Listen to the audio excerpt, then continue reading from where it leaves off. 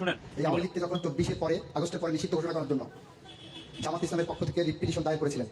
আওয়ামী লীগকে সারা জীবনের জন্য হাইকোর্ট যাতে নিষিদ্ধ করে, আমি অ্যাটর্নি জেনারেল ছিলাম। আমি দাঁড়িয়ে বলেছিলাম যে পিটিশন নিয়েছেন, যারা পিটিশন নিয়ে এসেছেন তাদের অধিকার নাই একটা আদর্শকে হত্যা করা। আওয়ামী লীগে যেমন খুনি আছে, আওয়ামী লীগে অনেক আদর্শিক সৈনিকও আছে। সেদিন আমি সেটা আওয়ামী লীগের রেজিস্ট্রেশন বাতিল করার জন্য হাইকোর্টে বাধা দিয়েছিলাম। উনিকে জানেন, উনি হচ্ছে বিএনপির অ্যাটর্নি, সুপ্রিম কোর্টে উনারে মানে নিয়োগ দিয়েছে অ্যাটর্নি হিসাবে। আর এই লোকটাই কিভাবে কথা বলছে দেখছেন।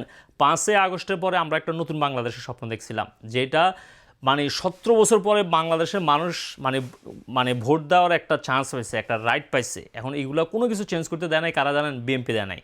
একটা নিশ্চিন্তা করেন, এই যে বিডিআর বিদ্রোহ, বিডিআর হত্যা, গুম কমিশন, এইগুলাতে যারা সেনাবাহিনীর যে লোকগুলো জড়িত ছিল, ডিজিএফআই যারা জড়িত ছিল, এদেরকে বিচারে আওতায় আনার জন্য বিএনপি দেখেছেন কোনো কথা বলতে। ইভেন হাসিনা যেদিন ড্রাই হয়েছে সেদিনও তারেক রহমান একটা বিবৃতি পর্যন্ত দেয় নাই যে সে অন্যায় করছে, তার বিচার হওয়া দরকার। কোনো কিছু বলে নাই। মানে তারা হচ্ছে যে মুদ্রার এই পিঠ ওই পিঠ, মানে হাসিনা 17 বছর খাইয়ে গেছে, এরপর তারা আসছে, তারা আবার যখন 10-15 বছর খাইয়ে যাইতে চাইবে, মানুষ যখন ফেড আপ হয়ে যাবে তখন আবার আমলিকে আনবে।